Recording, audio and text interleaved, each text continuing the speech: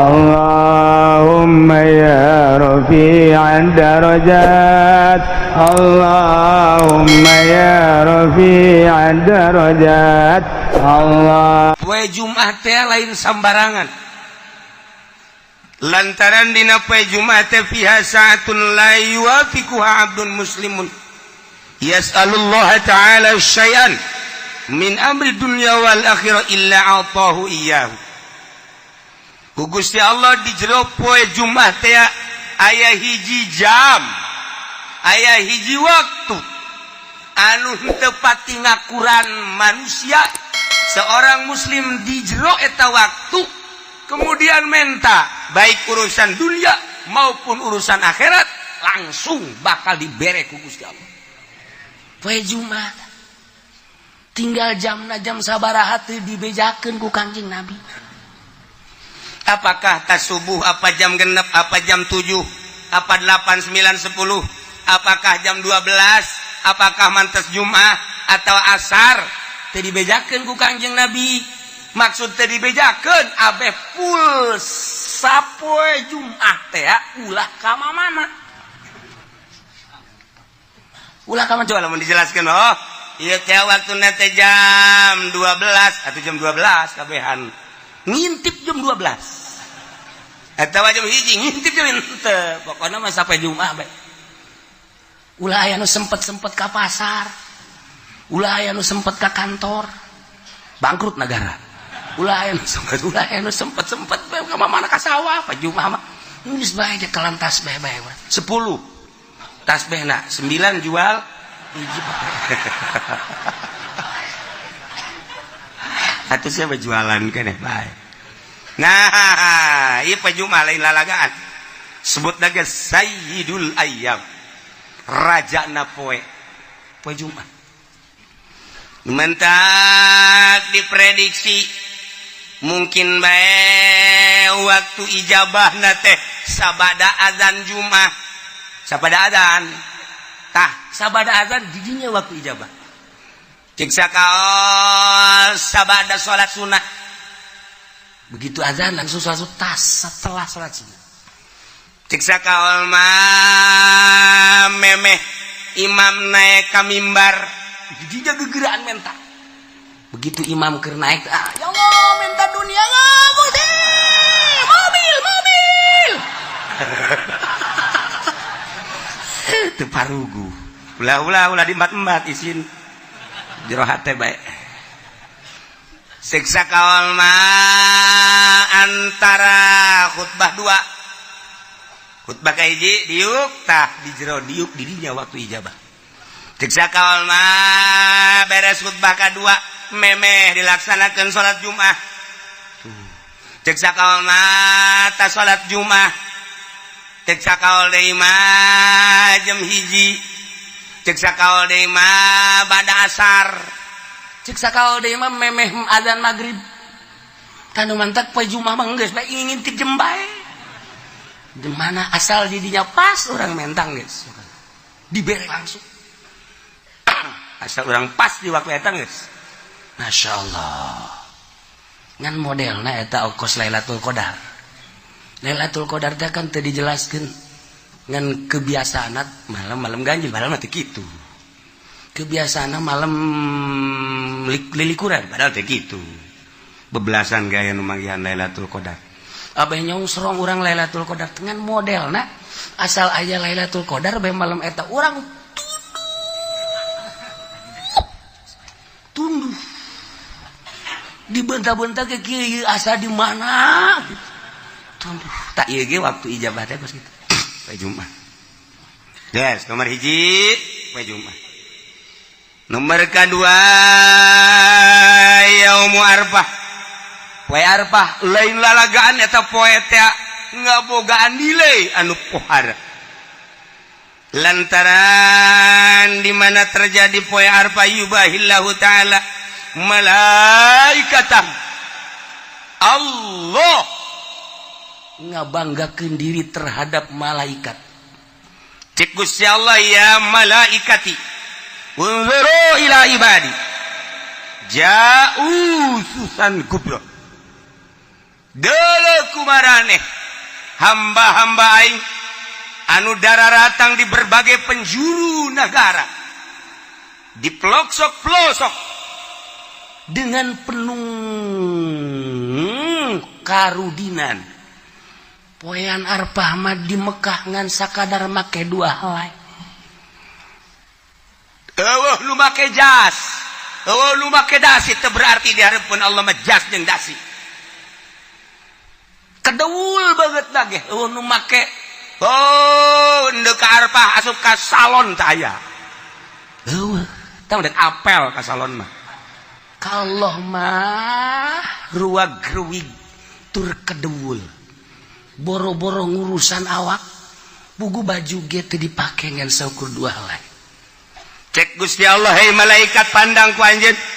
Qad anfaqul amwal, nyana daratang ka arpah, aya nu ngajual sawah, aya anu ngajual mobil, aya anu ngajual buruan imah, aya anu ngajual kebo, berikut jeung anak kotok tuh menghormati ka aing kabeh ge hayang. Lain bae nongoran nini bengking tuh deuleu Gusti. Aki-aki deuleu. Dararata. Hayang nyaos sia malaikat tuh. Nini itu mah tuh embe dijual, kotok dijual. Buruan imah dijual jeung anak-anak kotokna. Nah, menghargai ka aing, hayang kapanggih jeung aing. Ternyata horenganan di negara nama pamarentah eta teh horeng ngaleglegan duit nyana mah ngajual anak kotok, tapi negara mah geus sakean juta asal tanda tangan haji meunang. Pikir ku sia, coba malaikat aneh tante, namun nyana ngajual anak kotok hayang kapanggih jeung aing, kumaha peta bupati hayang menang jatah, ku goblok-goblokna bupati, ku goblok-goblokna presiden.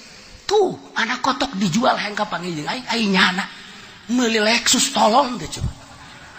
Tapi eta mah begitu. Di Amerika lain di urang. Di Amerika tuh mana? Di Amerika begitu. Sedih urang. Haju ngadagoan geus nya nyaho malaikat. Aya anu 5 tahun. Beyana cenah di Indonesia mah 27 tahun. Kabur malodar. Hayang kapanggih jeung aing tuh. Tah. Saksian ku aranjeun kabeh geurage. Hajuat Abul Abdan, isyhadu inni ghafartu lahu. Tidak terkecuali nu aya di Arba, wa aing dihampura kabeh dosana. Untung jasa jelema nu di Arba. Untung jasa jelema nu di Arba. 2 tah poe Arba. Hiji poe Jumat, 2 poe Arba. Geus urang ge atuh poe Arba geus ulah make ihram bae. Sanajan di dieu ge. Kudu ngaji pene make ihram, nah aing nurutan di Arba bae sakiana teh geus. Ya kieu bae geus set. Kajudaharna ge di lapangan, nurutan di Arba bae di ditu. Ulah nyisiran banan kayak anakna mawa ka grogol geus. Bapak menjadi berubah sekarang. Iya. Nomor ketilu yaumun nahri. Poean lebaran haji. Qarbal abdu kurbanahu. Tiap jelema anu ngalaksanakeun kurban. Allah mah teu hayang dagingna. Allah mah teu deuleu getihna. Tapi Allah mah deuleu teh takwana. La yanalallah luhumuha wala dimauha walakin yanaluhu taqwa. Los dagingna mah jang sia. Dahar ku sararia, tapi aing mah nilai nu ku aing katarima takwana eta jelema. Fa awwalu qatratin qatarat minal qurban takunu kafaratan likulli dzambin amilahu abdu. Setiap tetesan getih nu nyek celekatana nu dipencit ku hiji jelema maksudna korban eta teh ngajadikeun pangampura dosa. Setiap tetes trak mangkaning sabaraha gelas getihna. Ieu getih sacek celek bae suara jasa. Iyalah poe lebaran. Mulia jasa. teu bisa urang kuari mah masjid korban kuari teu bisa. Di luar bulan haji urang masjid korban teu bisa. Eta mah ngan sakadar poe eta we poe lebaran jeung tasrek 3 poe. Lamun jelema boga duit kemudian henteu masjid korban rugi jasa. Rugi jasa. Lantaran keur ditonton ku malaikat. Kararieu we malaikat coba tuh si haji itu tuh si haji itu. Boga sebenarnya namanya duit. Pan bangunan nyokotan daging bae. Ulah neulekeun tunjuk aing atuh. Biasa bae. Aduh. Sabarukna teh ditonton ku malaikat. Malaikat tonton kieu. Ya Allah. Mana coba si itu coba. Ci. Pan situ mah duit loba ge teh coba si itu coba itu. Cet tuh.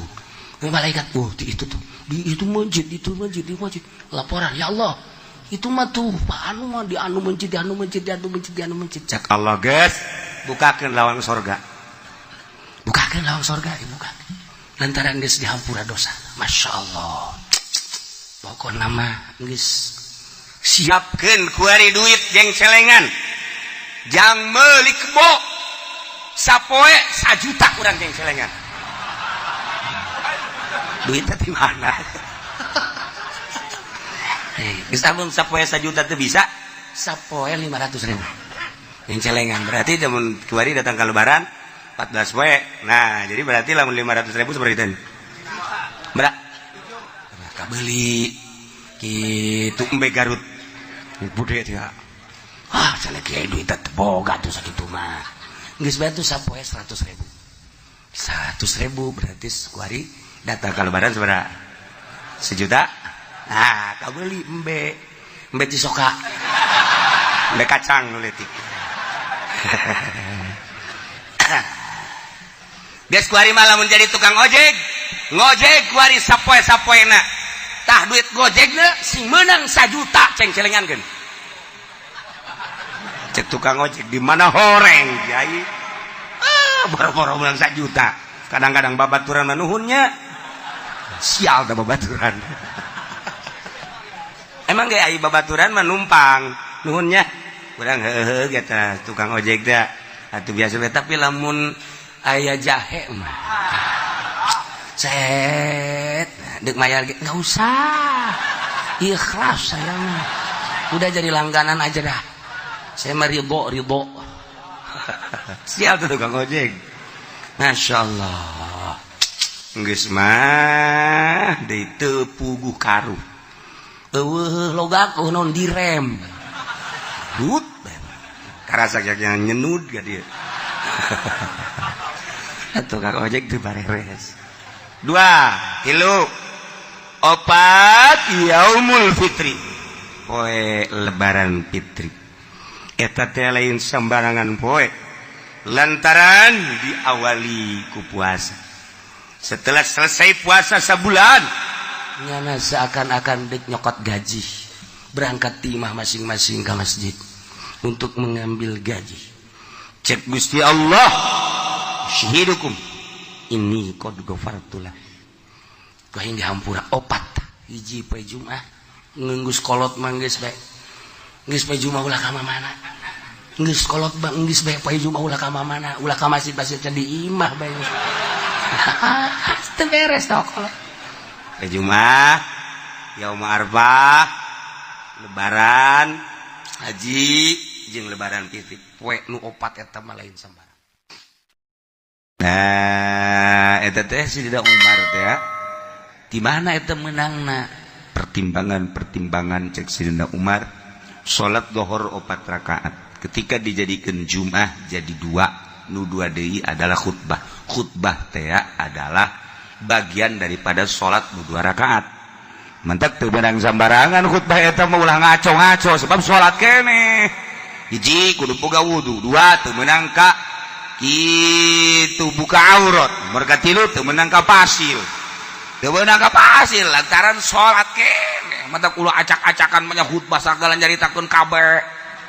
Khutbah nyaritakeun Agustus. Khutbah jarang jadi teu beres eta mah khutbah salat nu 2 rakaat teh ya jadi khutbah mentak geus teu bagus teh kudu terjemah nya teh salat pengertianana salat geus lamun diterjemah meunang cek fikih narjamahkeun nu dibaca lain ader-aderan. Nah, ieu kuarikan ader-aderan tungtung nama urang jadi hebat henteu ngadengikeun khutbah sugan tambah takwa aja henteu. Nah, karena itu tah geus sabandingan bahasa Arab daripada besi ngarusak. Meundang diterjemahkeun narjamahkeun babacaan nu dibaca. Ai nu dibaca nangan sabaris ai ngacona boh. Mun teu ditek-trek ku masyarakat trek terus bae terus. Eta bangke turun khutbah maning dirate khutib kos kitu. Asupkeun ka sumur. Nah eta. Jadi pengertian adalah lain khutbah ceramah gaganti salat 2 rakaat nu tadina zuhur 4 jadi 2 deui jadi khutbah geus khutbahna teu meunang ngaco. Aya aturanna geus khutbahna ge kudu aya hamdalah, kudu aya sholawat, kudu aya Quran, kudu aya wasiat, kudu aya doa Allahumma ighfir lil mu'minina wal mu'minat. Doa eta teu sak salat kabeh. Da perhatikeun aya aturanna ieu mah lain sa khutbah-khutbahna. Da diuk geus sebab diangkat sarakaat. Geus dipisah 2 khutbah teh sarua jeung 2 rakaat diuk heula, diuk karak nangtung deui mun eretet bae jana diukan. Heuy ai sia.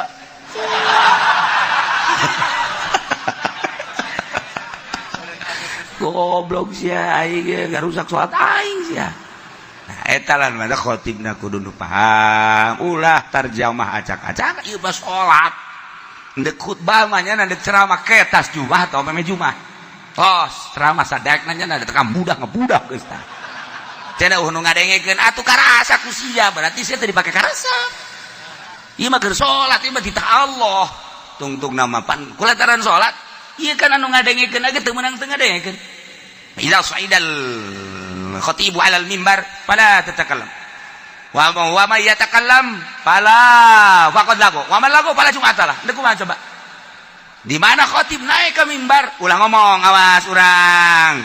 Lamun ngomong berarti lalagaan sia lain keur salat. Lamun lagu pala Jumatalah teu boga Jumat sia teu sah. Ye, atuh mah khatib berang lalagaan. Bila perlu main coklak di dieu.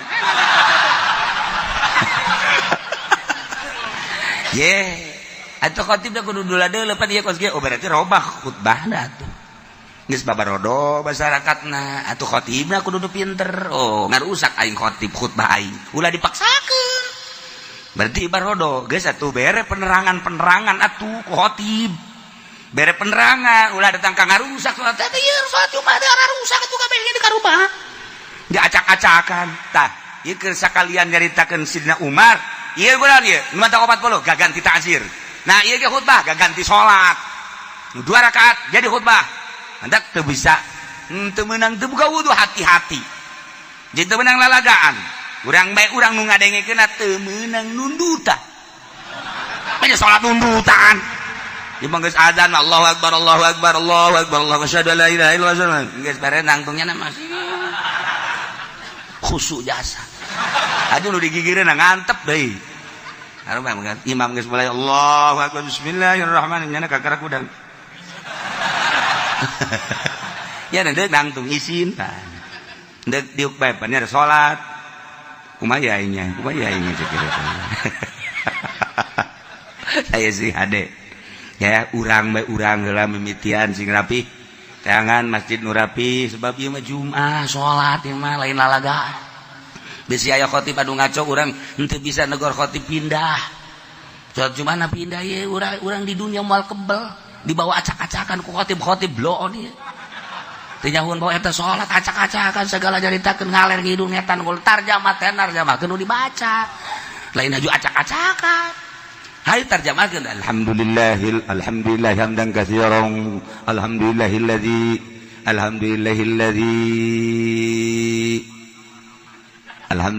sia ngaco aing mah. Kagok aing ku suara sia.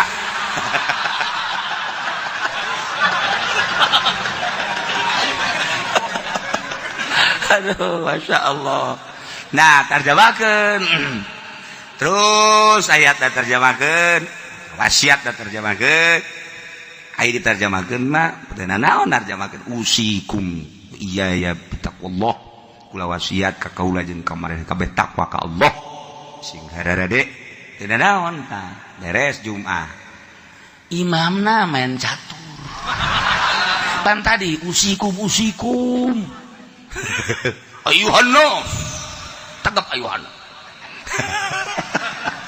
hei manusia ditatak turun khutbah main catur geus bandingan bakeun golok ai sia takwi usikum naon sia hah ayo jeung aing main caturna sia golok tah eta khotib nu bener ulah main tunjuk khotib asal khotib bae nyadakan wasiat malulu ayuhannas ittaqullah waf'alu khairal la'allakum fa'arat orang-orang kadinya dah ka khotib Assalamualaikum salah jangan nonton TV aing teh senang khotib kos gitu ya Allah ya Rabbi ieu kan salat masalahna ai ceramah maki pudoli acak-acakan los kita lain sholat tamanya nama sapira bisnis aduh teriak kau bagian setepati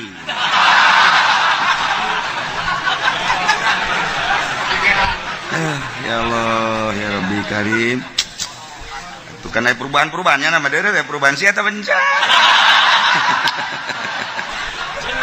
kadangnya aku orang kontop berapa nih coba ge jadi bayar ngomong ke aku tuh berapa di kos gitu iya khutbah berarti ganti soal sing hade geus hati-hati degekeun kurang perhatikan leungeun urang teu meunang uca aco ka dieu nunjuk doang ya nunjuk jadi masalah masa keur salat nunjuk wa man lagha fala jum'atalah lalagaan berarti tunjuk ngomong ngobrol fala jum'atalah teu sah Jumatna sia eta cakang jeung Nabi sok dibaca kurang idza saidal khatibu alal minbar fala tatakallam wa may yatakallam faqad lagha wa man lagha fala jum'atalah orang beungeut siang teu bujung ya Allah ya Rabbi eta hadis eta kan dibaca tu urang mah ji sugan teh naon cenah hartina makana tanyakeun atuh ji sugan teh mah hadis naon bae idza sa'idal khatib wa 'alal minbar di mana naik seseorang khatib kana mambiun mimbar pada cakakallam ente ulah ngajablog wa may yatakallam saja lamun ngomong faqad lagha berarti heureuy lalagaan wa man lagha fala jum'atalah cakang jeung Nabi jelema lalagaan berarti teu sajumat tah abeh tenget urang besi salat di lembur urang terjemahanana ngaco urang negor teu bisa pindah salametkeun awak urang di akhirat aing waduh kos kiamat ieu pan salat ieu mah lain ceramah ieu mah lain madak kula pernah di Garut pajubah terus di Bandung salat Jumat milu begitu salat Jumat waduh ngaco ieu mah khutbah acak-acakan kieu langsung lohor nah lohoran salat salametkeun salat waduh bahaya pernah deui di Bandung ka dieu set poe Jumat jeung guru malah di Bandung jeung guru ti Cililin deuk ka dieu deuk ka Banten mampir ka dieu poe Jumat hayang poe Jumat nyanan pas itu harita pada larang langsung salat Jumat di Cililin rada beurang salat Jumat pada larang sarua Jumat kos gitu Noel Zohor acak-acakan khutbahna salametkeun diri urang tapi ulah jeung fitnah tegor heula ieu teh kapan khutbah ieu mah gaganti salat teu meunang ngaco lamun nya ngaco bae terus bae pindah urang mah nya terus bae urang nuturkeun ngaco ji atuh ulah ieu salat ieu mah salat mantek sing hade salamat kan bae engke tanya pan pan ngaji deukeut ka masjid ieu sih kok masjid ka ditu jumahna teu meunang gara pindah kumaha aing bae geus bongan sia ge kumaha sia tuh aing kumaha aing lain mah haji mah pan eta teu kapisah masjid imah kajeun aing mah geus ngaji kos kieu ge sia moal so amat aing kadang-kadang sok tungtung mah gelut dari dinya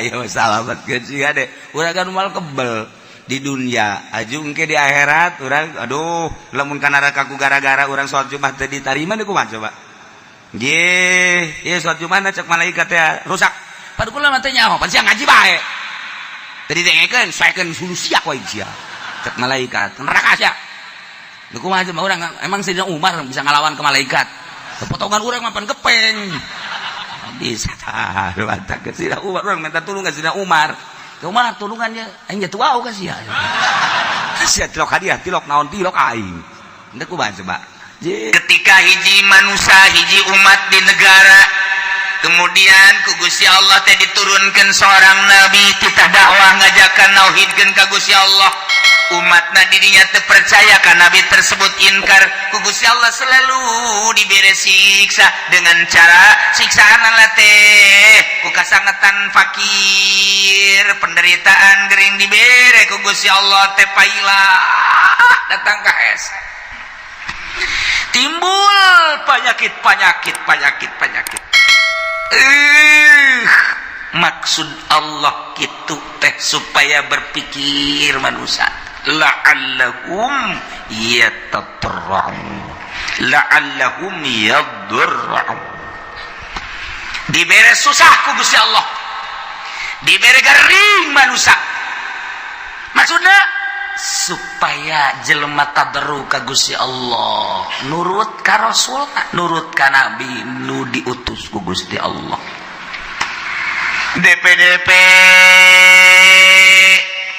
supaya tunduk supaya ngerendahkeun diri anu dimaksud kadituna supaya percaya iman ka Allah iman ka para nabi-nabi Allah subhanahu wa ta'ala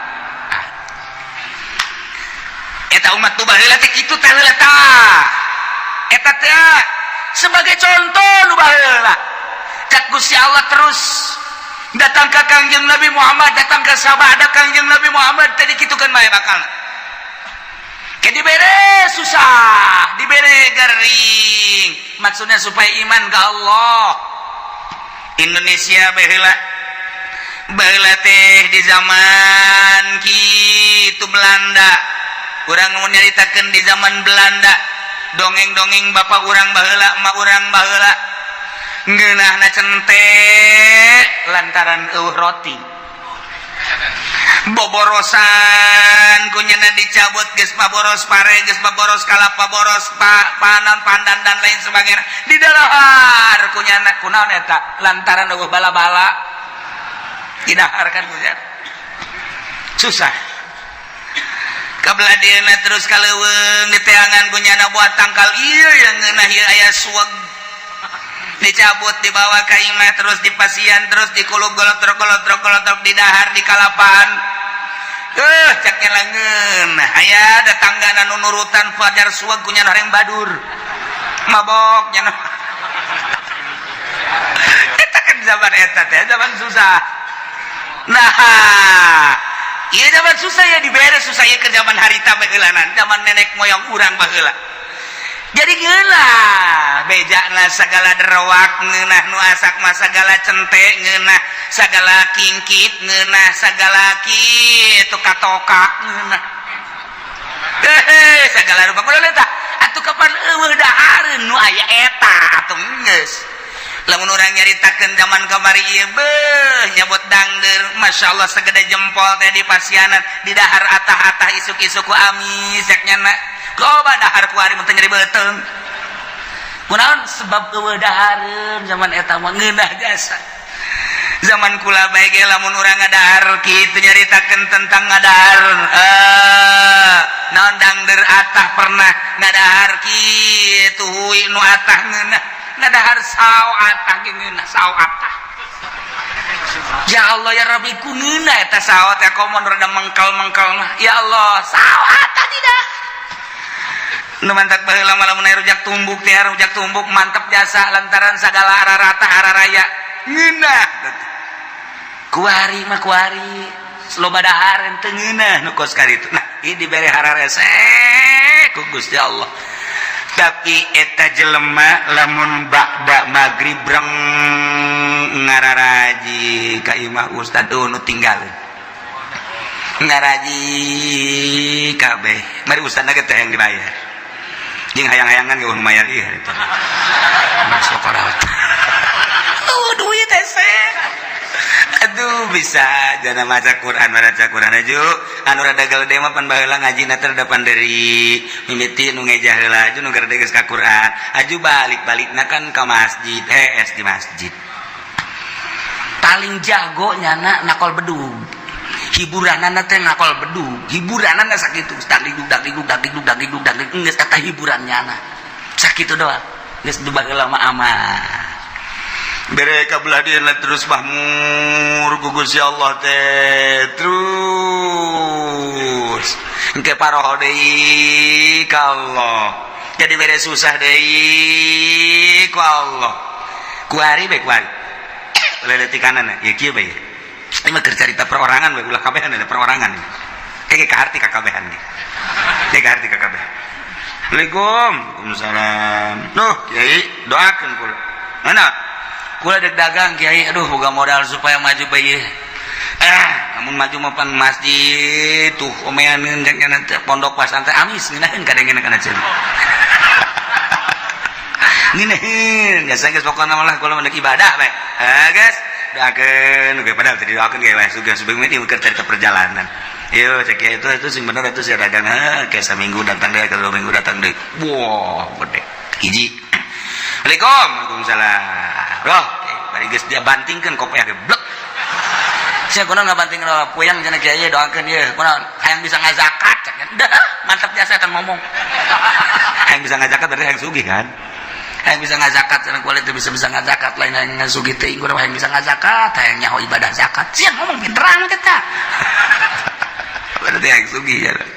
Doakeun lagi cenah kudu maju. Guys, doakeun. Sebulan sekali datang sebulan sekali terus dibere maju ku Gusti Allah nuka hiji maju nuka dua maju blek rada lambat kayak makanya 3 bulan sekali Liko begal kiai hampura teu bisa ka dieu bulan-bulan kamari mah ku ada sibuk masalah sih ieu mah doa anu bae geus kiai set balik deui nya ka Jakarta atau ka gede sataun teu datang Assalamualaikum salam aduh kiai kurangan bisa lebaran doang cenah ieu ka dieu kurang emang sibuk cenah masyaallah geus doana bae kiai mah pokona mah jauh di mata dekat di hati masalah segala dalil segala dalil-dalilnya na tuh gak masalah beli mobil mulu pleng nges teka kiai asal teka kiai baik berarti sholatnya wallahu a'lam sholatnya wallahu a'lam aya zohor ke asar henteu aya asar zohor henteu kabelah ditu lah zohor henteu asar doang zohor mending geus sekaligus ulah henteu lah keur ngalamun mah sholat ngana ge henteu deui sugih diberi amruk menang 5 tahun sugihnya atau 10 tahun berak ya dunia tuh ngaranna datang deh kiai mangga Waalaikum Waalaikumsalam lu kiai benaon jadi duh orang kos kieu nya kiai aya kamar wajang kula deuk mondok bae macam-macam sagede mondok nek naon geus teu kuat cenah hirup ieu orang kos kieu lah dunia sakumaha kieu sagede dongeng-dongeng munaon emang amruk kiai dagang pada tahun 10 tahun ulah teu ka dieu sekali teh ka dieu kula amruk ieu pake kokoset bae tuh Gus ya teu meunang teh kiai ngomong kos kitu teu meunang ieu cerita doang segala kokoset segala naon tah ieu mah keur carita bae jelema susah datang ka kiai berarti kan carita kiai berarti nyana ngadiketan Allah senang oh ka kiai kajian mah keur carita ka kiai padahal mah hakikatna mah ngajauhan ka Allah kan tuh jauh keur susah mah jelema deukeut ka Allah keur senang mah jauh ka Allah nu matak hebat jasa jelema lamun keur loba sagala deukeut ka Allah hebat jasa carang jelema deukeut ka Allah teh mun geus kajepit jasa tinggal butuh tapi utak bae eta bisa kula keur carita di Bandung mun ente ka Bandung aya didinya ngaran kitu toko Almasum nyaritakeun deui aya naon ngaranna pom bensin Almasum mushola Almasum masum Bandung loba kuari aya pondok pesantren Almasum aya yayasan Almasum loba bang bukan Almasum Bandung eta teh kumaha dongengna baheula ngaranna Haji Maksum eta teh keur susah jasa datanglah kami toha ka Garut kees tadi mami toha doana kiai geus di mami toha tadi dinya geus doakeun beres mami toha barengan nantung ngadoakeun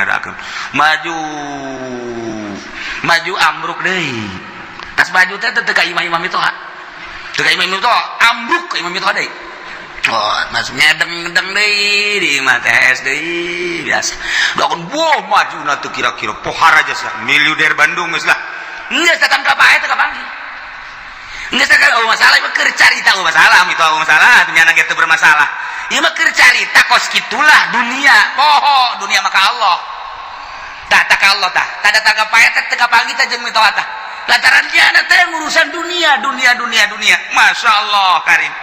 Aya deui moal dicaritakeun tah di Bandung aya anu boga kitu Majalaya nu boga pabrik samping keur susah datang ka guru kula datang terus ada senang susah deui datang deui oh senang deui senang pohara jasa senang kadeuleuna padahal utang gede senang baheulana poho ka eta dunia mah kos kitu dan mata ku Allah ieu keur nyaritakeun di dieu ieu keur nyaritakeun ieu teh wa ma arsalna fi qaryatin min nabiyyin illa akhadna ahlaha bil basa'i wad dharra tepati ngutus kaula ka hiji nagara diutus seorang nabi kecuali ku kaula teh disiksa halina nu mantak disiksa lantaran teu percayaeun ka nabina ngabohongkeun ka nabina ku Allah disiksa teh lain di kukumaha heulanan dibere kesulitan ya di kapakiran dibere kageringan gering luar biasa keur carita perorangan cara tadi keur cerita secara umum keseluruhanana nu diberenya susahnya gering beuh ieu mah naon kitu ngaranna murag di tangga katibah tangga nya susahnya gering geus pupurieun ieu mah aju diusir ku pemajikanana beak anak ngajauhan geus eta tah ieu dibere susah ku Allah maksudna naon supaya tadarru ka Gusti Allah la'allahum yadarra'un urang we kos kitu kesusah deket ka kiai darah barang susah barang sugih henteu kudu loba jelema loba di urangnya nu kos kara itu teh ambalayan mantak lamun stabil bae jelema keur susah cinta Allah geus sugih cinta Allah berarti kan nyana teu kagoyangkeun ku lobana dunia berarti si koma hebat jarang 1000 hiji kan teh asal naik bae mulai geus kamari mah bisa tamat Quran sabulan sakali ku ari mah Quran ngan di deuleu doang ekir kamari mah rada susah teh ya bisa babarengan jeung babaturan barang ku ari sugih geus teu bisa babarengan jeung babaturan kamari ieu mah keur rada susah teh ya bisa seserian barang sugih mah tu geus teu bisa ku ari mah sibuk Bandung teh Surabaya teh Singapura teh Jakarta teh eta teh kos sekarang itu teh engke poho meninggalkeun setik kan itu urang we ku ari lah moal ke salat sunah lah tin miti teh salat sunah terus kabelah dia nak mabadi habelah cuma qobliyah jeung badiah henteu kabelah itu mah bisa-bisa teu salat kabelah itu bisa teu salat tah eta kos kana ditu tah eta teh teguran ti Gusti Allah tah nah jelema diutus nabi ku Gusti Allah sebuah negara lantaran kacau teu inget ka Gusti Allah utus nabi dakwahnya sadesa dakwah teu percaya disiksa ku Allah dibere kesulitan carana teu hujan-hujan lamun geus teu hujan atuh taneuh dangkal batal teu jadi mimiti nu kesulitan teh kapan munding sapi domba kabelah dieuna jelema kesulitan lantaran teu aya cai ti luhur teh diturunkeun cai ti handap panas eueuh cai cigoyah jelema nang Allah cak Allah ayo coba sia deuk kumaha coba baheula turun nabi ku ari mah wali Allah wali Allah mah teu kanyawan ulama nyaritakeun ulama kade cek kiai teh sing loba dumadeus ka Gusti Allah urang ti Allah dibere umur ku Allah bakal balik ka Allah persiapkeun urang yang menghadap ka Allah kemudian sing hade urang ieu lempang di taneuh Allah urang mah bangun tenang-tenang bae padahal mah taneuh Allah teh neuleukeun ka urang langit neleukeun ka urang, tangkal kayu neleukeun ka urang mah teu boga asa dideleukeun, teu boga rasa dideleukeun. Kok kaditu teu boga rasa dideleukeun ku Gusti Allah, jauh ka Gusti Allah, malah judi, malah mabok, tegoran ti Gusti Allah, dibere susah, susah, kesulitan. Higi kuari-kuari keur ditegor ku Gusti Allah. Pabrik balalangkrut kuari. Geus di PHK leuwih ti 50%. Pulang kampung kuari. Pabrik nu aya ge encan jelas. Manajemen geus teu jalan lantaran ekspor impor teu jalan. Sebab dolar makin naik. Kuari geus 13,4. Kadituna lamun 14 geus leuwih parah deui. Antara pembelian bahan baku jeung produksi jeung penjualan teu seimbang. Sehingga PMHK-an anu dilobakeun. Lamun kuari encan jelas bakal datang ka iraha, maka pabrik mulai gulung tikar. Geus pabrik gulung tikar berarti karyawan sabaraha ribu kali kuari keur aya kitu 50 pabrik atau 100 pabrik, sapabrikna menelan manusia kitu 2000 baheula ke dirata-ratakeun kali 100 sabaraha jelema nu nganggur pulang kampung ka ditu. Terbengkalai nu boga kontrakan nu tadina ngandalkeun kontrakan di daharna teh tajang sagala rupana kontrakanna ditinggalkeun. Maya listrik bapan terus bae. Nu geus eueuh. Nek kumaha tinggal nyana bae tambang mana gantung diri bae gitu ya. Mulai itu terbengkalai.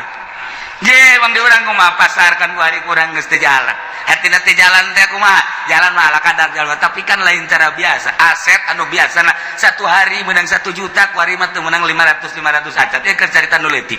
Carita nu gede ieu encan jelas datang ka irahana encan jelas. Nah, ieu keur dicoba ku Gusti Allah nu tenang-tenang santri lah. Santri suka mikiran pabrik henteu. Santri mikiran tani atuh henteu. Santri mikiran perekonomian tuh henteu nyaho teh nyaho ka ekonomi ka politik teh nyaho santri mah. Sebab nyana mah jadi wali ka apa? Menaik nyana wali santri. Ya tuh tenang wae nyana. Ngitung bae we cenah supaya balik-balik. Balik kok seuseuh ya. Padahal makolot-makolang. Duh anak aing geus datang deui bae. Bah, bak poe balik deui ka pondok. Kudu aya duit 1 juta. Boh. Aduh sekolot teh aing ngakak di anak aing. Ye, aya duit berangkat. Eueuh duit kula moal. Geus sesuatu lobang ada teh ka pondok deui pondok. Meuli ji Samsu kieu. Atuh nyaritakeun politik politik. Nyaritakeun ekonomi duit aing ngambala ya taloba. Geus cenah mah geus nya mah jadi wali bae pokona mah geus. Nah, tenang-tenang mah geus jadi santri geus. Geus ngitungan bae ngaji mah tilok. Hitung balik deh bae. Teu nyaho santri mah. Geus teu nyaho naon pokona mah ngaji ibadah geus teu nyaho naon. Jasana jangan anu mikiran bae ge sugan atuh jadi kitu motivasi dan teu. Atuh mani nyana. Salat berjamaah, tas berjamaah, pondok ngaca Quran, tadarus. Allahu lazim. Bak dak masak. Beres beri botan dak duit aing ambual aya ti bapak aing pugu bapak nama ngedagang naon gitu ngertoge ngek geus teh nyawana naon nya dagang dangdir nya nanjak kesangan tengah jalan kesangan kosokan heula ieu dorong deui ka ditu jual datang anakna duit bah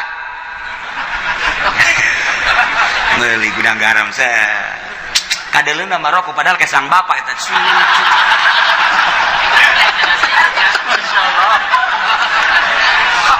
Tapi juga boga pikiran eta henteu. Ya bapana ge ikhlas karena Allah.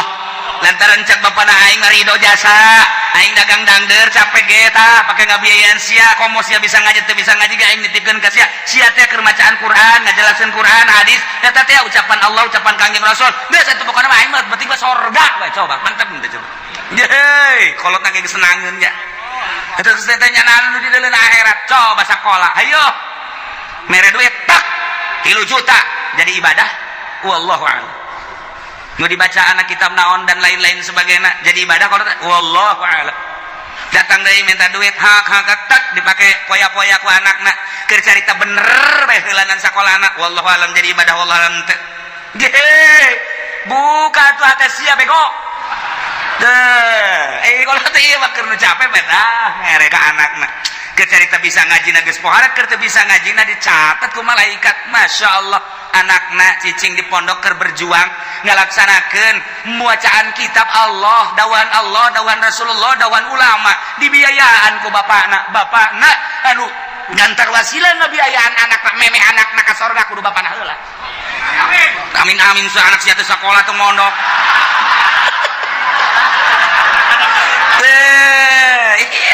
Wah gitu.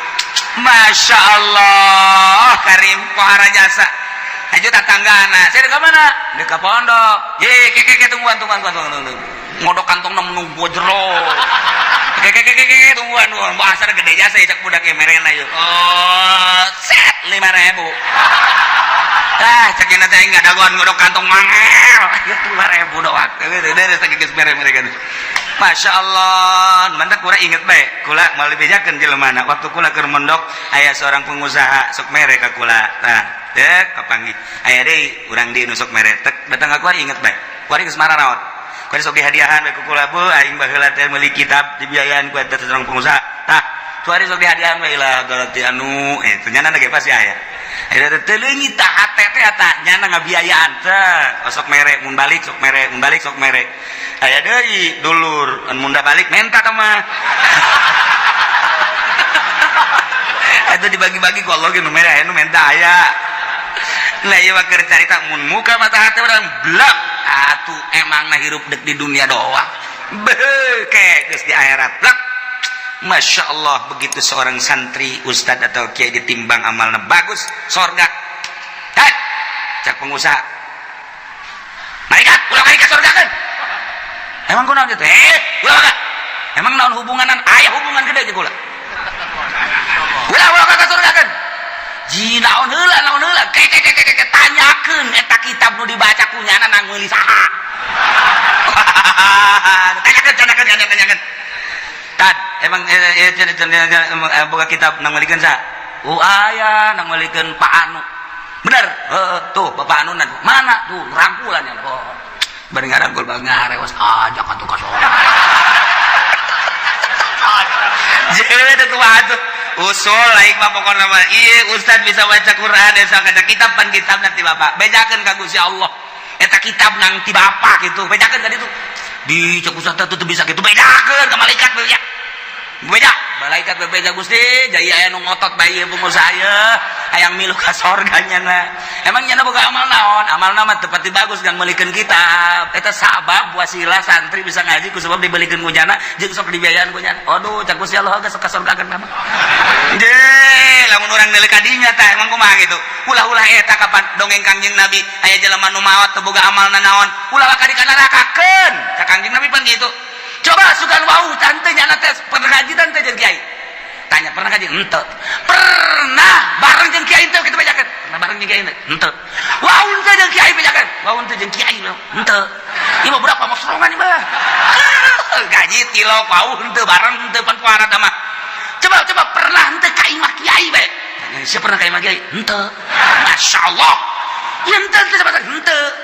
Cak Kangjeng Nabi liwat tanya liwat pernah teh ka imah kiai? Barang ditanya si pernah terliwat emang dia ilmun liwat pernah eta ge neangan embe kula leungit liwat ka imah kiai aya nu ngomong eta cenah imah kiai jadi kula nyawa geus ka sorgakeun berarti nyana eta nyahoeun ka imah kiai je atuh komo nu ngararaji di dieu tah eta nu ngabiayaan sarana agama mah kos kitu lain nalagan eta dongeng Kangjeng Nabi ditanya heula coba pernah ngaji henteu? Henteu. Pernah wau henteu? Henteu. Pernah bareng teh jeung kiai? Henteu. Pernah ka imah kiai henteu silaturahmi? Henteu. Tuh paharanya saya mah. Sama sekali cenah mah ieu. Liwat ka imah kiai eta doang eta ge neangan embe salam. Tuh mau imah ngabiayaan kan pohara jasa. Masya Allah. Nah ialah tepati-pati kaulah ngutus seorang nabi ke hiji negara kemudian bangsa najeng umatna ngabohongkeun ka eta nabi kecuali kaulah nyiksa ka ahli negara eta ku cara dibere kesempitan kesusahan anu luar biasa perekonomian teh jalan pertanian teh jalan dan lain-lain sebagainya teh jalan sulit luar biasa wat bero jeung penderitaan garing timbul gering gering-gering segala gering, darah tinggi segala darah rendah, segala ginjal segala macam-macam garing jelema teh geus mah kitu, segala makroni segala kitu lihat sirah dan lain sebagainya. Bahkan aya penyakit anu dibawa ke dokter, dokter teh geus ngecek melalui ronsen, melalui kitu SG teu kapanggih penyakitna, jejak dokter cek-cekna sehat, ugu gering tapi cek dokter sehat. Bapak ini udah pulang aja sehat, buku gering, bingungnya lagi, ayah gering pacar sehat, dokter bodoh. Guys, bukunya ada lagi geringnya, ada ngerasakan tapi cek dokter teh melalui ronsen penyakitan, melalui penyakitan, darahna bagus ya teh, bapak sehat ceknya, cek jantung sehat, cek paru-paru ge sehat, tapi nyana nangis bisa kicep aja, cek dokter pulang, bapak sehat, aing gering jakena teh. Nah, ini bukan bagian dokter, coba ke sono ke Jampang Surade. takut ada gaang di dalam perut nih, coba. Nah, iya geus teu kapagieun. Ku dokter ge geus teu kapagieun. Oh, dibawa ku ari ka kulon ka Paneglang, ka Cadasari aya di dinya teh nu make iket. Oh, ini penyakitnya cekel ping-pingna keluar paku tuh dulu. Beuh, tuh paku kos kieu aya di jero awak. Untung bisa hees gesakna teh. Masya Allah, cak nu nganter tuh lamun 3 kilo mah bisa pakai ngabangun tah paku. Mana aya di jero awak kudu aya pakuan segala bohong. Boro-boro paku urang kasura ge leutik segeri jasa tunggu paku sok badak kieu. Mah urang teu percaya bae. Itu canyana teh aduh ieu mah tidak selesai, ieu mah moal selesai dicokotan kieu mah sebab di imah ieu mah ora hideungan. Beuh kudu mayar ieu mah segala apel jin, segala apel jurig, segala naon. Wah, tambah cai tambah daun. Eta bener apa nu kitu bohong nu gara itu. Aya penyakit itu bener teh mah eta mah ngabohong, dukun ngaranna. Nah, ia disiksa ku Gusti Allah. Maksud Allah mere peringatan la'allahum yabra'un, supaya DP supaya tunduk rendah diri kadituna iman ka Gusti Allah. Nu kafir supaya iman, supaya percaya ka utusan Allah. Anu geus iman ka Allah supaya balik tobat ka Gusti Allah, supaya mantep menghadap ka Gusti Allah Subhanahu wa ta'ala. Summa badalna makana sayyatil hasanah, tuluy ku kaulan wagung digantikeun dibere ta kaum teh ina tempat kesulitan ka gorengan teh ane siksa al hasanah ta kabagusan nu tadina susah jadi sugih, anu tadina gering jadi cager. Ku ari mah ku Gusti Allah teh dibere mahmur, anu tadina dibere susah, dibere gering ganti ku Gusti Allah. Dibere ku ari mah tina tadina panas jadi tiis, tadina teu jarara di taneuh teh jadi tadina perekonomian macet ku ari jadi makmur terus jadi jalan dan lain sebagainya. Geus kasimpulan nama susah jadi sugih, gering jadi sehat, hatta afau sehingga tina subur tambah harta tambah loba, munding tambah loba, sapi tambah loba, domba tambah loba, ayam gitu kene. Kendaraan tadina boga motor hiji jadi 2 jadi 3 mobil gitu kene. Bahkan jeung pamajikan ge nambah tadina hiji jadi 2 jadi 3 ku makmur-makmurna masyaallah. Kohar anak baradakan jadi loba ta'afau tadidangan boga anak hiji 2 ku 5 mun ditanya ti bibit tu itu 10 bibit tu itu 10 bibit tu itu 10 opat bibit jadi 40 geus lamun dek lebaran mudik jang anak doang nyewa bus ta'afau bahmur jasa ibu pohar jasa kumaha eta dikitu-kitukeun ku Gusti Allah ke dibere susah ke dibere sugih ke dibere gering ke dibere cager. Eta teh kapan menang Allah maksudna Gusti Allah teh supaya inget bahwa ieu teh dadamelan Gusti Allah. Geus kana dadamelan Gusti Allah supaya iman ka Gusti Allah. Geus iman ke ibadah ka Gusti Allah supaya mantep nauhidkeun ka Gusti Allah Subhanahu wa ta'ala. Tapi kumaha eta kaum waqalu cek eta masyarakat teh kupron linimat kana kupur kana nikmat sing hade eta mah kikituan teh kod masaba anadra wa sarra bapa moyang urang baheula ge osok dikitu-kitu baheula ge lain osok dikitu-kitu emang geus terjadi ke susah ke sugih ke paila ke subur tiba lagi kitu ke perekonomian macet ke perekonomian teh jalan atuh tiba lagi dan rek moyang urang ge kitu sarua jeung urang ieu teh ulah ditekadkeun bahwa ieu ti Allah wa hadhihi adatud dari ieu mah emang geus kos kitu bae kaayaan zaman masa Guari geus aya diceli urang loba jasa ketika aya gempa urang menyaritakeun ieu teh peringatan ti Gusti Allah, ieu teh siksa ti Gusti Allah. Sebagian ngomong ieu mah kejadian alam. Dicaritakeun angin topan deg urang menyaritakeun ieu teh peringatan ti Gusti Allah siksa lantaran di dinya teh aya sumber maksiat anu teu katahan. Mungkin teh perzinahan, mungkin perjudian, mungkin bae di dinya teh segala kredit dan lain sebagainya. Dia disiksa ku Gusti Allah. Tapi nama lain, ini mah kejadian alam. Ada tuh dahri emang geus biasa zaman mah kos kieu. Jadi kan tsunami dat peringatan ti Gusti Allah. Urang menyaritakeun ieu teh peringatan ti Gusti Allah. Nya nama lain, kejadian alam. Lantaran di urang antara nu mukmin jeung nu fasik jeung nu kafir loba, dedengean loba. Tapi ka urang lolobana dah kejadian alam eleh mukmin udah teger di televisi ngomong ini adalah merupakan peringatan dari Allah siksa titik geus kuduna kitu ieu lain kejadian alam nyaritakeun kejadian alam malulu teu harayang aing ngadengin lagi teueun tegas ya kitu tak ka Allah hati kita kembali kepada Allah kuduna mah di TV kitu hai para kafir iman kepada Allah. Coba nyana di sel geus lah pokona. Nih kaguru ieu mah kejadian alam deui. Nah iya jelema nu kalalupur nikmat teh ngomongna teh qad masa'abana darra wa sarra. Urusan kos kieu mah atuh bapa moyang urang ge emang kakeunaan baheula aya susah aya sugih. Aya panas aya tiis aya masyarakat aya meunang kitu ngaranna aya keur paila aya keur subur. Atuh baheula ge kararitu ke Gusti Allah dibere angin ke Gusti Allah engke ge aya angin ke gempa. Emang ieu mah wahadi ada tu dahri walaysa biuqubatin minallah lain siksa Allah ieu mah kejadian alam. Tiba heula nangis kitu nurun ka urang ayeuna nu mantat caknya nangis pakunu ada man cuma deh geus sing araya maneh mah maneh bae geus ulah nyaritakeun Allah geus mah lain siksa Allah lain kejadian alam. Maka lamun ku Gusti Allah geus diperingati melalui paila melalui panas tapi teu daek iman ka Gusti Allah teu daek sadar merendahkan diri ka Gusti Allah ketunggu cek Gusti Allah ujung-ujungna fa akhadnahum baghtatan wa hum la yashurun. Ku Gusti Allah disakalikeun siksana bagtatan teh sekaligus kaget sekonyong-konyong wa hum la yashurun bari manehna teu nyaho kana waktu datangna memena sugan aya kitu warning sen-sen teu aya langsung bae. Emang kamar ieu waktu aya tsunami Aceh teh emang aya peringatan teu aya jeger kabeh ka bawah. Waktu kamar ieu di Padang emang aya peringatan awal geus ku Gusti Allah diperingati awal.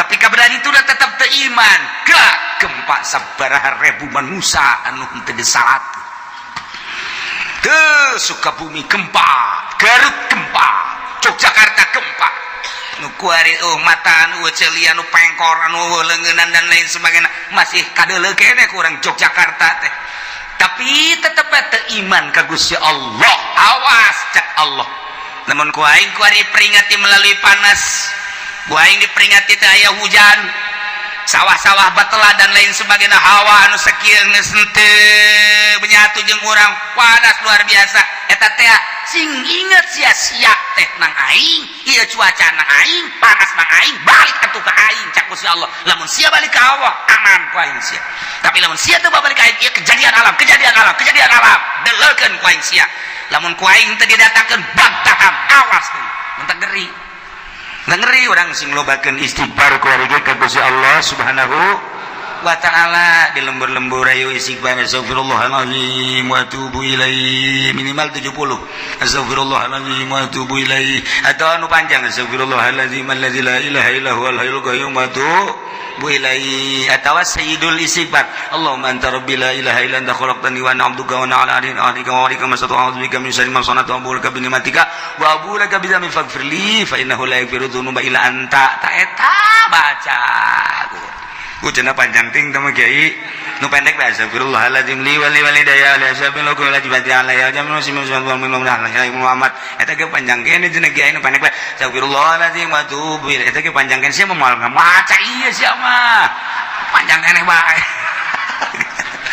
sebagian baca istighfar balik ka Gusti Allah Subhanahu wa taala lantaran hujan-hujan anu aya di sekitar urang can hujan murni sing ade encan hujan murni ieu mah hujan buatan teh pemerintah supaya ulah ngebul teuing mantap urang tetep sulobakeun istighfar ka Gusti Allah Subhanahu wa ta'ala ieu kurang keur dicoba ekonomi keur rada carut marut bagi anu bergelut di perekonomian kuari emang keur rada carut marut pertanian ribuan hektar nang Allah aya nu geus kekurangan cai urang kula seserian di urang aya hujan lain hujan asli sebab hujan asli mah diawali ku guludug jeung kilap ieu mah guludug kilap mendung hujan si inget hujan asli awal kilap jeung guludug ketika guludug jeung kilat lain asli hujanna ieu mah sakadar peringatan jeung urang hati-hati ulah obrot teuing tetep urang make caina lobakeun istighfar ka Gusti Allah Subhanahu wa ta'ala ajakan di lembur ku urang babali ka Allah komo datang ka kafir-kafir arasuk Islam minimal urang nu agamana Islam tobat ka Gusti Allah Subhanahu wa ta'ala walau anna ahlal qura wallahu a'lam بالله من الشيطان الرجيم بسم الله الرحمن الرحيم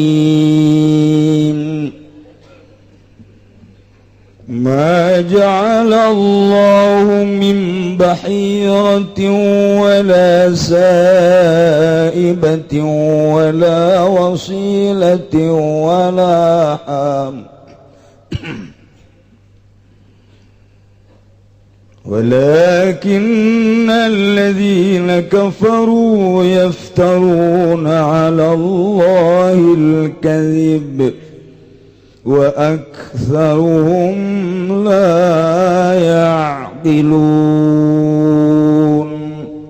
Allahu a'lamu bimuradi maja'ala orang nyarakeun syaraat tegese nyarakeun Allahu sabagus ya Allah min bahiratin ing onta bahirah wala saibatin min zaidah lan warana onta saibah wala wasilatin lan warana onta wasilah wala ham lan warana onta ham kama kana ahlul jahiliyati apalunau gaya baranggangan zabali jahiliyah iku migaya ahli jahiliyahu ingma hadda waja'lu Rual Bukhari wis kariwayatkeun sapa Imam Bukhari an Sa'id bin al-Musayyab saking Sa'id kang butalan nang Musayyab qala ling ucap ya Sa'id al-bahiratu allati yumna'u darruha li-taghit utawi anda bahira mai ku allati anda yumna'u dan siga opo cai susune ya lati li-taghit kade pirang-pirang patung fala ayyuha wala yalibuha maka waranana merasaing leti puahadun sapaun suji bidan nasi kan tetap saking manusia wasaibatulan udaya anda saibah maganu iku anaya ahlul jahiliyah kabeh yusayibunaha iku ngantep ya ahli jahiliyah kabeh ing saibah ya latihim gadile alihatihim gade pirang-pirang pangeran ini ahli jahiliyah pala yumalu alaiha syai'un magara dan tanggungkan ingat sezaibah pasuiji-wiji wal wasilatul anu anta wasilah manaqatul bakri ku anta kang warat guru kang au itan yanaqah ya walini tajil ibilin dalam awal manaka ibil bi unza anta bi unza galawan adon zumatazana cara gariming do iyata yanakoh ba'du in dalam zawsane unza bi unza di kalawan wadon kang mawane waganulan anaya ahli jahiliyah kabeh sipuna iku ngantep iya ahli jahiliyah kabeh ing wasilah itu agitihim gade pirang-pirang patunge ya ahli jahiliyah in wasalat ihdahuma bil ukhra lamun tepung basalah sawijine ya unza karone unza rara bil ukhra kalawan kang wawane laisa bainahuma zakarun kang oranana iku tetep dalam antarane karone unza rara unza nu hiji jeung unza nu hiji dari tadi zakarun lanang wala mulan udaya anta hama bahlul ibli kujalune onta yadribud darab al madud kang macekakeun ieu kang maceki apa lulibil ad-darabal madud ing balenan kang den bilang-bilang Aiza qada maka tatkala nekan iya ham darabahu ing pacekanan eham ada ulan ngantep ya lul jahiliyah ing ham itu lagi tiga ada pirang-pirang patung wa'afu minal hamlilan pada nyungkeun ahlul jahiliyah kabeh wing pahaluk saking momotan palayum ala alaihi syai'un maka ora dan tanggungkeun ingat taseham opo saun suwiji-wiji wasamuhul hamialan ngangaranan ya ahlul jahiliyah ing ham ing ham walakin alladzina kafaru lan tetapi nesapong ake kang pada karupul ya dan dina kabeh iku yaftarunahu pada bigawe atau pada gawe-gawe ala dina kabeh Allah ing atas Allah kadziba ing goroh bidzalika ing dalam mangkono-mangkono ja'alu wa nisbatu ilaihi lan ngabangsakeunane kitu ya zalik lan ngabangsakeun zalik bidzalika wa nisbatihi lan ngabangsakeun zalik ilaihi maring Allah wa aktsaruhum la yaqiluna tawil wa akakana kaum iku arana ngarti iku arana paham ya kaum kabeh inna dzalika iftira'un kana satune mangkono dzalik satune mangkono mazkur dzalik sarwa iku gawe-gawe ya naum godo biya baung kana satune ali jaliya iku hukuman ya jaliya kabeh binum dzalik abahum ing birang-birang bapane ahli jahiliyah wa idza qila lahum ta'alu ila ma anzalallahu wa ila rasul qalu hasbuna ma wajadna alaihi aba'ana walau kana aba'uhum la ya'lamuna syai'an wa la yahtadun Allahu a'lam bimuradih landat kaladen ucapakan lahum gadwa alladzina kafaru ta'ala umran lazaraga baila mamaring barang kang usdurunkeun sapa Allah lan maring rasul ila hikmatin tegese maring hikmah atau ila hikami ila hukmi tegese maring hukum Allah min dalili ma haram tu saking halalkeun nyatana saking halalkeun barang kang haramkeun siraga baqalu maka ngucap ya alladzina kafaru ing lapada subhanahu kang nyukup ingsun sadaya kafina tegese kang nyukup ingsun sadaya ku barang kang nemu ingsun sadaya ing atase mabaing pirang bapa ingsun sadaya minadini wa sanat saking agamalan sanat qala ta'ala ngada Allah ta'ala ahasibahum zalik anat nyukupi alladzina ubzalika mangkono mawajana alaih walau kan sanjan hal sanajana birang-birang babane alladzina iku waru ya baka besane suwiji-wiji waladan ora lebih dulu ya baka bela lagi maring benar wali sifalil inkar utai sifam ikut madakan gadwa inkar yang menyeritakan zaman baheula Yahudi teh nurut jasa keaturan Kangjeng kutu percaya ka Kangjeng sehingga manehanana nyin syariat-syariat diakukeun ka Gusti Allah. Mana syariat nu diagukeun ka Gusti Allah teh baheula nyana teh nyarembah ka patung-patung dingaranan patung Uzza Lata Manat itulah Yahudi untuk supaya mantep dumadeus ka Gusti Allah melalui patung Yahudi ya aya sababaraha onta nu dianggap bisa dipakai dumadeus hiji onta bahiro dua onta saibah tilu onta wasilah opat onta ham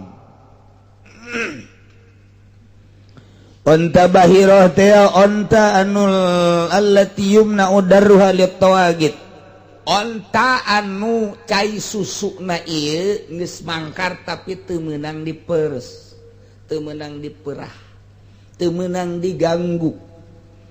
Berarti onta tersebut lantaran geus mangkar susuna geus anakan. Bahkan cek sakaol mah geus 5 kali anakan. Onta tersebut sangat istimewa. Kulantaran sangat istimewa ontana bagus. Teh susuna teu meunang diganggu-gugat ku Yahudi. Ieu mah dipersilakeun untuk patung. Teu meunang diperes, teu meunang diganggu, diliarkeun we teh onta teh. Eta onta teh diketahui, terketahui, diopenbarkeun, dicaritakeun ka masyarakat onta Bahiro ieu anu geus anakan 5 kali susuna mangkar luar biasa, mun kurang diperah diperes eta susu luar biasa bagusna. Bisa pake inuman jeung sajabana nyahatkeun ka tapi ieu teh urang pake dumadeheus we jang patung urang supaya urang araraman negara urang, keluarga urang supaya diamankeun ku patung teh. Ieu onta terketahui nu ngaganggu. Masya Allah, eta kos kararitu baheula. Mentek atuh palayah libuha ahadun minan nas.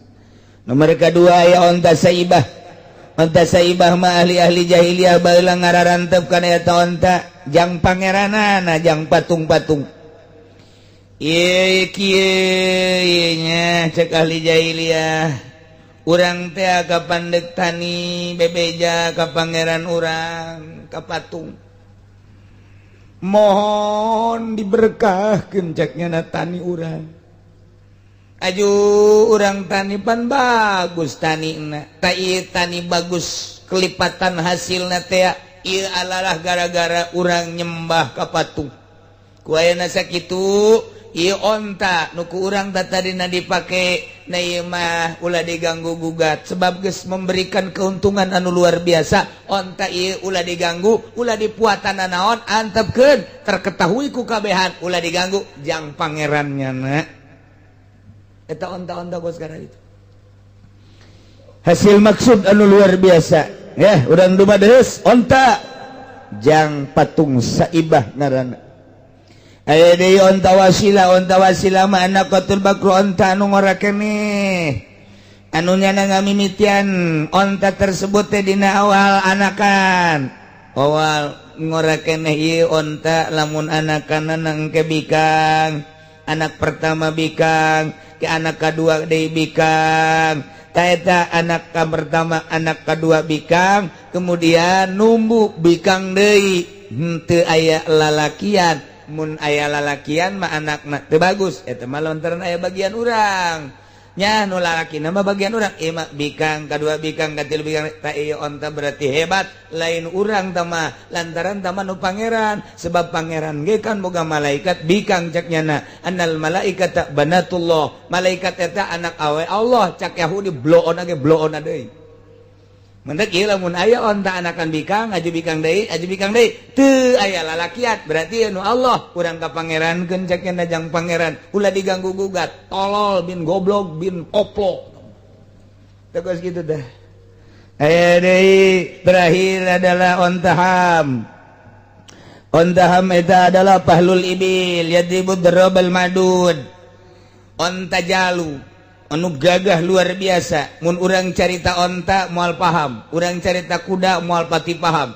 Sebab nu paham tentang onta orang Timur Tengah, nu paham tentang onta, nu paham tentang kuda orang Australia, orang Afrika. Ta eta teh nya namanya nyahoan kana rumus-rumus kuda nu bagus, mana jang jaluna khusus di Australia atawa di Afrika. Kitu kene onta, mana jujang jaluna keturunanna bagus dan lain sebagainya. Mantap. Meuli onta teh mun di Mekah, urang mah ka ditu ka Mekah naga tuh jarang sakalina meuli onta teh jangdam doang. Geus teh nyaho onta nu kumaha-kumaha aya sertifikatan. Onta ieu teh onta anu bin make bin biasa onta. Lain lalagaan onta keturunanna kos kuda. Kuda Australia teh ieu kuda Bopih bin anu ka ditu mah aya bin segala ngaran jelema. Ngaran jelema loba kuari ge ngaran jelema teh eta ngaran kuda dipake ngaran jelema di Indonesia teh kuari kos kadar itu. Bangsa Heri teh ngaran kuda. Peri itu ngaran kuda eta di Australia sekali-sekali ke Australia kita kos sekali itu tadi tapi lamun di Arab pemberon ya onta ngaranna teh Abdul Jamil bin Jamal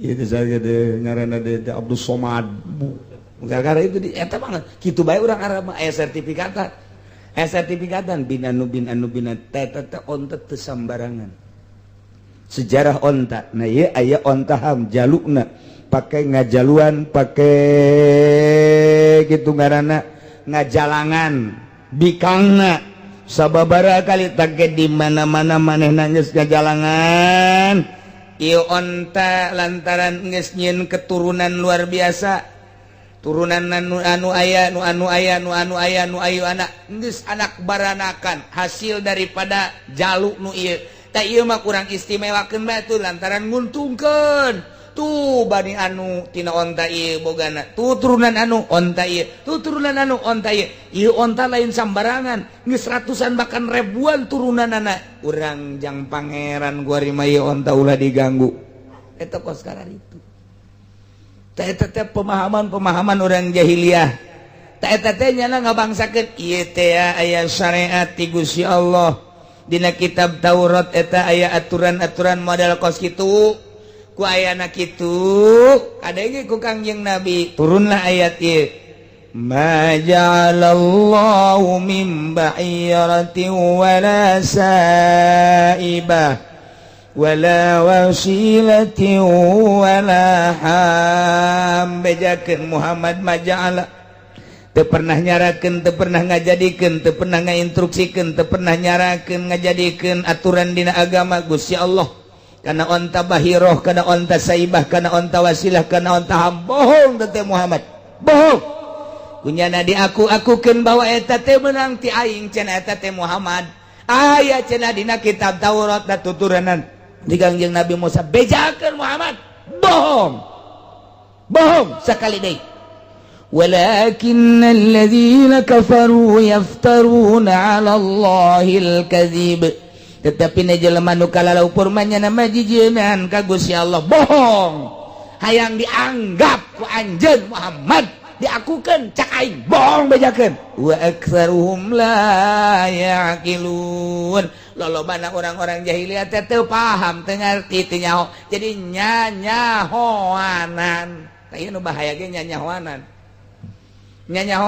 model kuari aya ngarame-rame tahun baru Islam nyanyahoanan teh nu kitu ngaranna memeh adzan maca sholawat heula nyanyahoanan ulah teh kos karar itu teh ulah sok jieun-jieun dina agama mah mun teu bae mun mangga bae lain ulah maca sholawat ngan maca sholawatna ulah dikasapekerkeun lalaunan bae sebab beusi dianggap satu aturan eueuh aturanna di dituna adzan bae tah eta kos kitu tah eta ngaranna nyanyahoanan kajian dibawa ka mana ge moal boga kekuatan mandak apakah rame tanggal 1 Muharram diramekeun henteu teu ngada rukung kiaina ti Jawa Timur Jawa Tengah teh mah ngadukung ge kiai nu diondang doang kiai nu diondang mah atuh teh mah sapira ngarame-rame karena diondang bae hateletikna mah nya ge atuh henteu mantak teu rame mana suasana 1 Muharram Jakarta rame sagebrag-gebragan doang waktu si eta bae nu sajeun atuh henteu sebabna isin nu maca kitab mah jauh instruksi di luar negeri apa rame atuh henteu ramean kene Asyura engke deuleu coba ge di mana di Irak sebab kematian Sayyidina Husain teh sagedeung deui dina Qurtubi kurang bakal dibaca tanggal 10 Muharram wow jutaan manusia puluhan juta manusia tumplak ka Karbala Iran Irak terutama kadinya Saudi Arabia Yordan Mesir terus Timur Tengah Turki ujianna daratang kabeh ka Irak ka Karbala tadinya kematian Sayyidina Husain nu kurang keur dibahas ku hari kematianana di kitab Qurtubi tah eta teh jutaan manusia puluhan juta ratusan juta eta mah rasa cinta terhadap zuriat Kangjeng Nabi urang Kangjeng Nabi Muhammad sallallahu alaihi wasallam bertepatan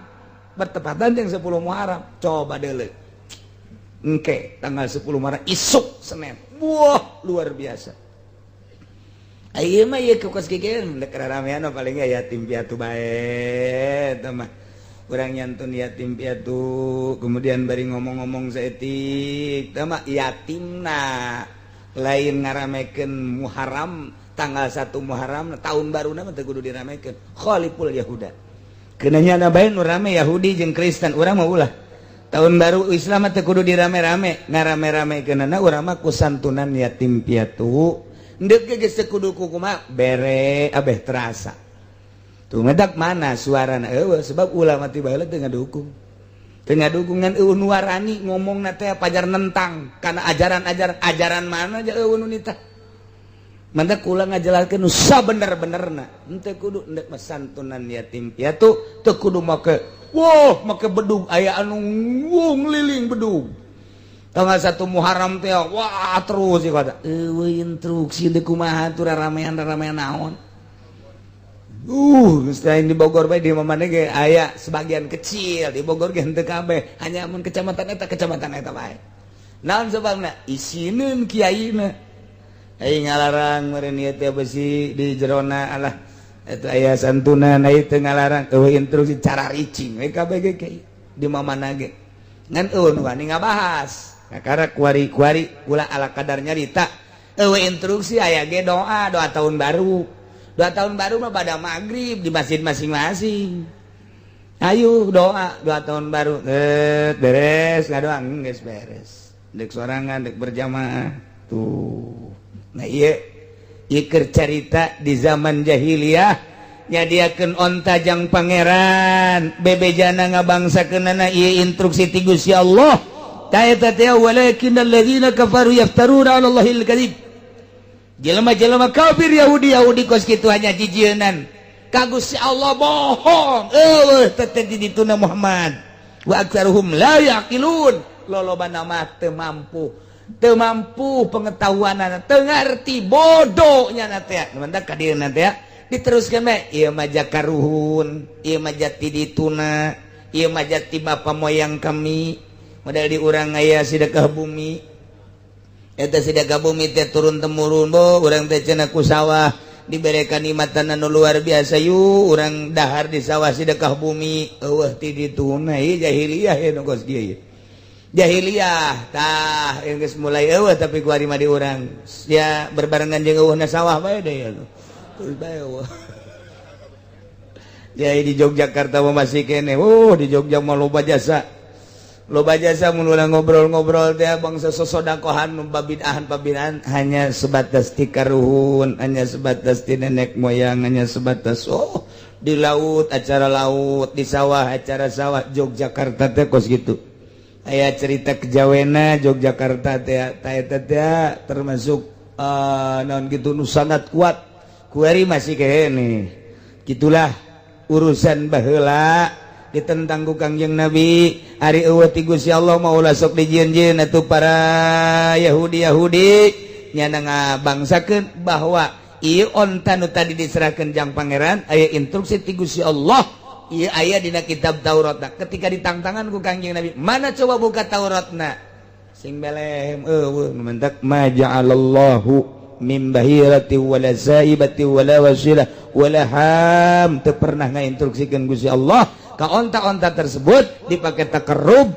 jang pangeran pugu pangeran ge salah teh cek Gusti Allah mantap eta perjalanan Yahudi kos itu perjalanan teu mendasar perjalanan salah luar biasa coba ajak Muhammad ajak coba wa idza qila lahum di mana diucapkeun ka ranjana ta'ala ila ma anzalallah wa ila rasul wahai para Yahudi tak masalah nu bener mah ye instruksi ya Al-Qur'an diajak ka Gusti Allah diajak ka Rasul melalui Al-Qur'an melalui hukum-hukum ieu nu kieu halal ieu nu kieu haram tanu kitu mah haram tanu ieu mah halal anu maneh teh ngahalalkeun nu diharamkeun eta kos kikituan teh eta kos kikituan tah onta jang pangeran onta ieu jang pangeran onta ieu jang pangeran bahiro saibah wasilah jang pangeran eta teh urusan haram kumaneh dihalalkeun pancak kamari ge tah cak kamari di ayat kamari ne urusan haram sing hage sing hade masalah kitu khabis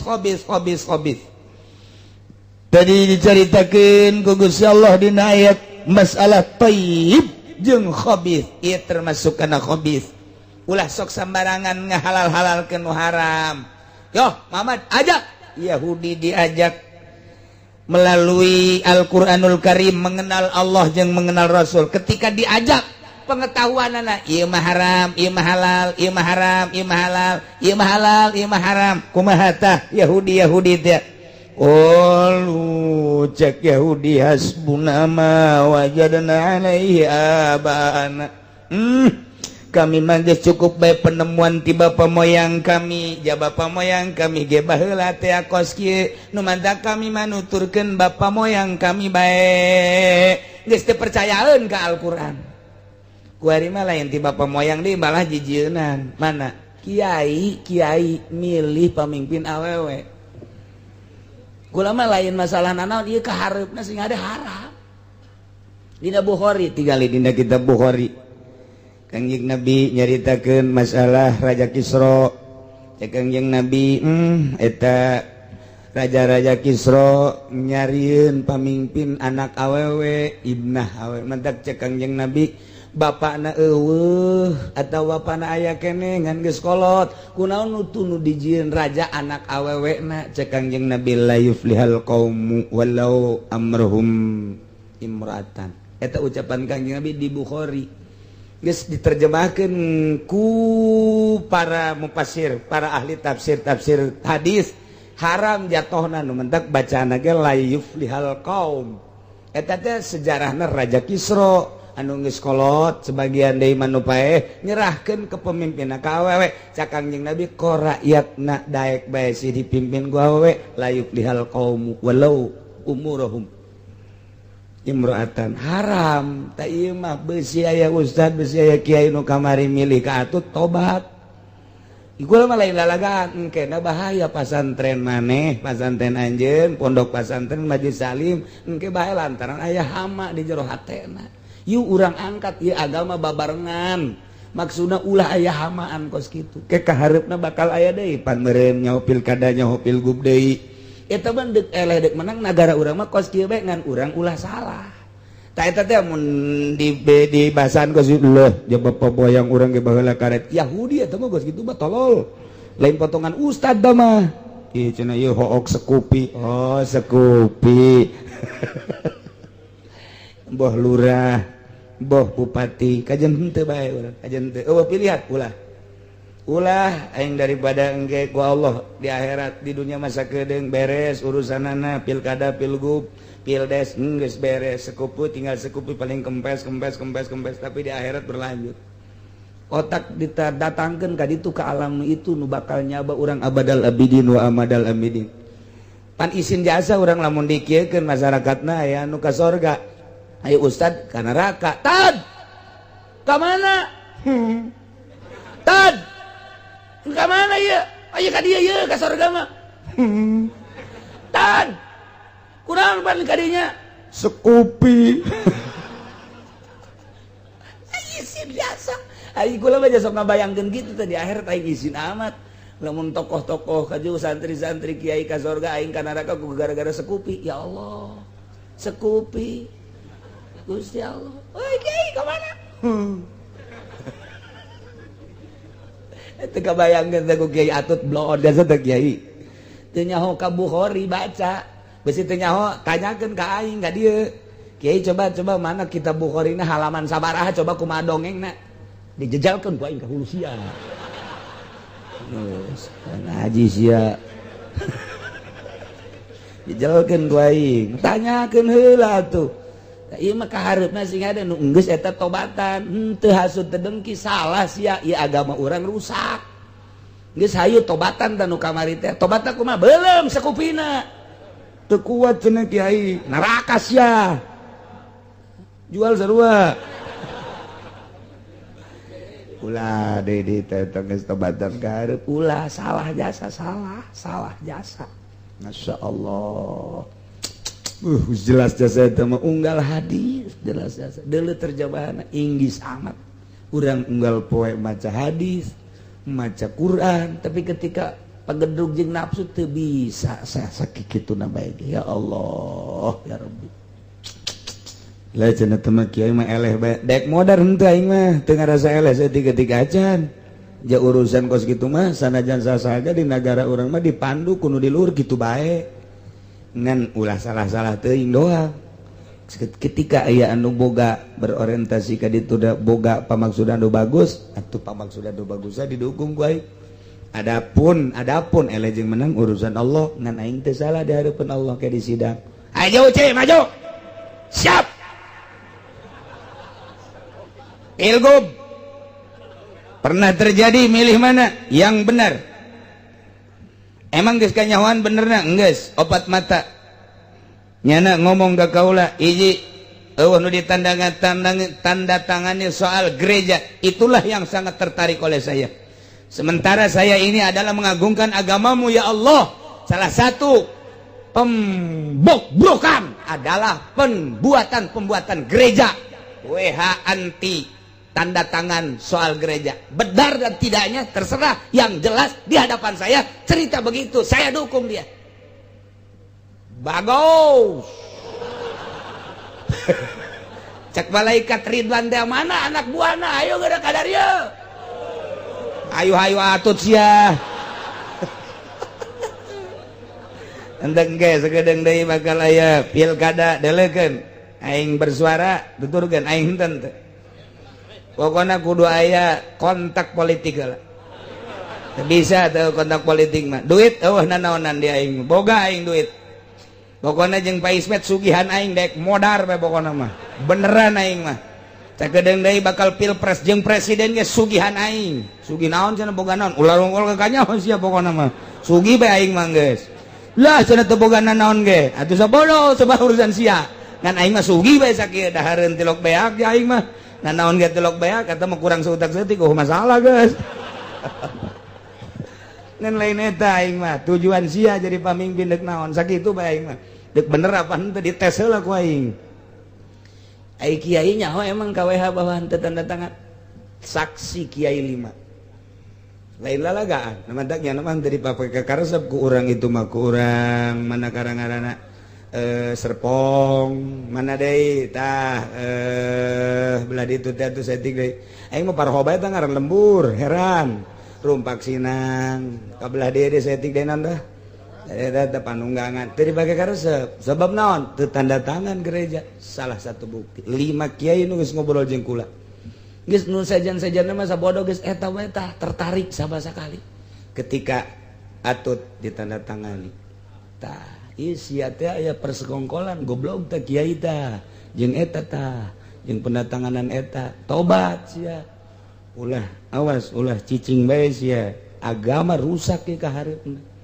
geus la yuflihal qaumu betah cek Kangjeng Nabi hancur-hancuran ke bakal mentak Sayyidina Ali perang jeung Siti Aisyah perang lain lalagaan teh perang mapan merenanan hancur-hancuran manusia sahabat kabeh eta tuh hancur jeung tabiin sahabat sing gelimpang tapi dipertahankan ijtihad cek Sayyidina Ali tidak boleh perempuan jadi kepemimpinan tidak boleh haram ujung-ujungna kumaha Siti Aisyah mengakui ieu mah cobaan ti Gusti Allah kula ge nyaho jasa bahwa ieu haram geus ulah ka dituna deuleu sejarahna tuh eta mah cobaan masyaallah eta ku kapongpoekan teuing ku sekupi ya Allah ya Rabbi insyaallah kolot deh kiai sorbana gede udang-udangna gede nah iya mana aing ngaji belum mana karaya awalau kana aba'uhum la ya'lamuna syai'an wa la yahtadun apakah nyukupan ka jelema kalalapir soal penemuan riwayat indung bapa moyangnya padahal mah bapa moyangna layak lamun syai'a teu boga kanyaho sama sakali jeung teu meunang pituduh tapi geuninganan pake dalil ieu mah jageus aya ti luhurna ti bapa moyangna cukup dengan dalil kos kitu padahal mah kanyaho pajalma teu meunang pituduh atuh teu cukup mun dibahas hamzahna panjang lantaran ayah hamzah inkar didinya ayah A B C D E F datang K sabaraha maziyah kitu urusan hamzah panjang ngan ieu mah keur carita inkar bae lah atuh teu cukup ngan saukur boga dalil da ieu mah ti bapa moyang teu cukup lantaran teu boga kanyaho bapa moyangna ge teu cukup dengan dalil ieu mah turunan ti nenek moyang kami teu cukup lantaran nenek moyang ge teu boga pituduh naudzubillah min zalik wa min zalik mudah-mudahan orang dijauhkeun ti Yahudi dijauhkeun ti Kristen dijauhkeun ti para kafir-kafir diteguhkeun iman Islam urang diteguhkeun iman Islam anak cucu urang diteguhkeun dulur-dulur urang sehingga urang kabehan disalametkeun ku Gusti Allah di dunia wal akhirah kitu keneh mudah-mudahan diteguhkeun deui imanna para pemimpin urang sehingga stabil terus Indonesia sesuai jeung aturan Allah Subhanahu wa taala di barokati umil Quran Al-Fatihah.